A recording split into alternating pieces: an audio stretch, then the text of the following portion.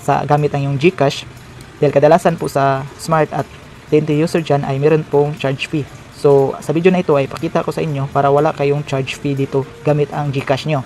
Disclaimer: the information provided by the speaker or presenter of this video or platform is for information purposes only and not to promote. All information is provided is a good faith. However, we make no representation or warranty of any kind expressed or implied regarding the accuracy, legitimacy, adequacy, validity, reliability, availability, or completeness of this information.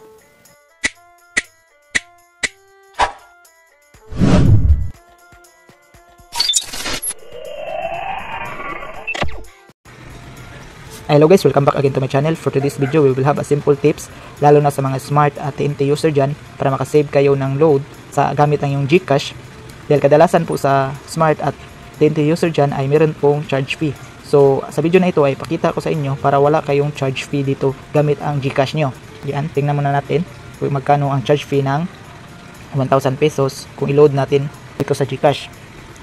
Yan, pindutin natin ang Smart, then sa Smart ako mag-load. Then input po natin ang number. Then next, yes to proceed. Then subukan natin na 1,000. Then buy now. Ayan, hindi po sapat ang aking balance dahil may charge fee po siya. Subukan po natin ang 500 kung magkano po ang charge fee. Ayan po, ang 500 meron po sa 2% na charge fee na 10 pesos. So kung 1,000 ang i-load natin ay meron po siyang 20 pesos na charge fee. So, gusto kong ituro sa inyo para wala pong charge fee gamit pa rin ang GCash natin. Ngunit, meron po siya alternative na gagamitin natin na apps na tinatawag na Lazada. Kung meron kayong Lazada, yan, Lazada Wallet, puntahan lang itong account. Pagkatapos, puntahan po itong PHP, Philippine Peso. Then, pagkatapos, select by mobile load. Then, input po yung number natin dito. Yan, input po yung number natin sa Smart or TNT man lang set by mobile load. Then Smart, select po Smart kung ano po ang load natin dito. Yan, sa Smart ako mag-load. Then yung i-load ko ay 1,000. Then buy now.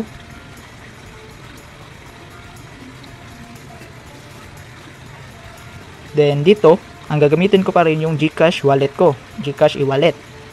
So, yan, i-select po natin. Siguruhin lang po na mayroon pong balance ang yung GCash na depende po sa ano yung load ninyo. Dahil sa akin, mayroon pong laman doon na 1,000. So, ang load ko ay 1,000. So, select place order.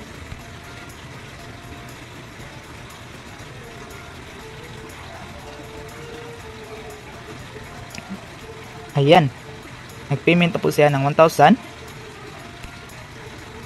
So, mas mabuti na sa Lazada po kayo mag-load nga nakalink po yung GCash nyo dahil wala po siyang charge fee.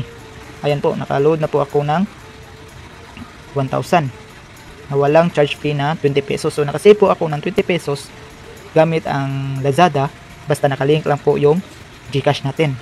Sana itong video na ito ay nakatulong sa inyo para makasave din kayo kahit kunting amount pero malaki na ring saving sa atin.